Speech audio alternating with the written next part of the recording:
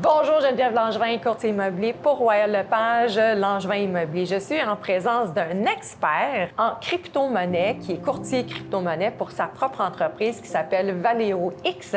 Et j'ai avec moi Julien Bonny. Merci de l'invitation. Merci beaucoup d'être ici, c'est vraiment captivant. Aujourd'hui, ma question est la suivante, c'est en immobilier, si je fais le parallèle naturellement de la crypto-monnaie et l'immobilier, on a entendu parler de certaines personnes qui ont acheté en crypto-monnaie, qui achètent des affaires, que ce soit à l'étranger, très peu ici, mais beaucoup plus à l'étranger, entre autres au Mexique, des pays auxquels je pense. Comment ça fonctionne pour acheter une bâtisse, un condo, peu importe, là, en crypto? Est-ce que ça se fait bien ici? Est-ce que ça se fait bien à l'étranger? Quand je revends, il faut toujours revendre aussi en crypto. Comment ça fonctionne? Bien, en fait, c'est tout nouveau. Donc, on a un premier promoteur à Québec qui est Terrain Dev, un promoteur majeur qui a accepté, là, donc, pour toutes ses propriétés, qui accepte le Bitcoin pour les paiements partiels ou total là, de ses propriétés. Donc, comment ça fonctionne? Il faut vraiment le voir aussi simple qu'un moyen de paiement. Donc, c'est comme si je payais, disons, en dollars US, j'ai besoin de les convertir en dollars canadiens. Puis au final, le vendeur, le propriétaire, il choisit. Est-ce qu'il veut recevoir des dollars canadiens ou est-ce qu'il veut recevoir des bitcoins?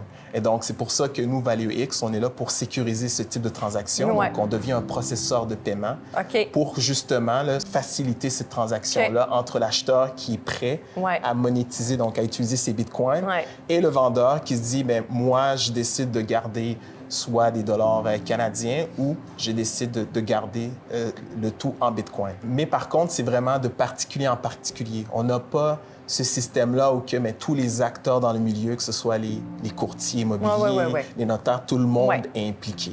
Donc, ce qu'on fait au Québec, c'est ça, en fait, c'est d'impliquer tous les acteurs là-dedans et justement de permettre à ces gens qui maintenant, ils ont peut-être la chance de les utiliser ou qui veulent les utiliser, de pouvoir le faire de manière simple. Fait que, dans le fond, si moi, je décidais d'acheter le condo dont tu parles à Québec, j'appellerais le promoteur, je dirais, OK, j'ai, je sais pas, 300 000 en US, l'équivalent, mais en Bitcoin. Je t'appelle ou lui, il t'appelle pour faire un transfert? Nous, comment ça fonctionne, c'est qu'on est en amont. On travaille en amont dans la transaction.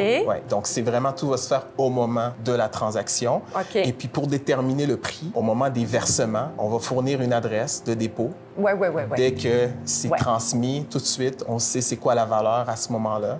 Et puis, bien, par la suite, on donne l'équivalence en dollars canadiens. Puis quand on magasine, c'est ce promoteur-là, je vois le prix dollars canadiens, puis j'ai dit, bien, moi, mon équivalent en bitcoins va être versé. C'est au moment de la transaction pour cela. Donc, tu ne peux pas fixer le prix. Non, parce que avant. Ça bouge. Exact, c'est volatile, donc je peux tout prendre ça. Mais on s'entend sur un prix régulier d'argent monétaire régulier. C'est toujours en dollars canadiens. Donc, la référence ici, c'est dollars canadiens, bien sûr, mais quand tu viens pour décider de payer une partie, tu vas être capable de le faire en bitcoin, puis cette valeur-là va être déterminée au moment du transfert. Puis, lors de ma revente, ça n'a pas rapport. Moi, je peux vendre, quelqu'un peut m'acheter en canadien, il peut m'acheter, pas obligé que la suite soit toute en bitcoin. Non, c'est vraiment, c'est propre au propriétaire. Moi, j'ai cette propriété-là, puis je décide bien qu'est-ce que je veux faire. OK, hein, Crème, c'est intéressant, ça. Bien, merci encore, vraiment, pour ces bons conseils-là. Donc, à suivre avec d'autres chroniques avec Julien. N'hésitez pas aussi de le contacter directement, ainsi que moi-même. Et sur ce, passez une excellente journée. Merci.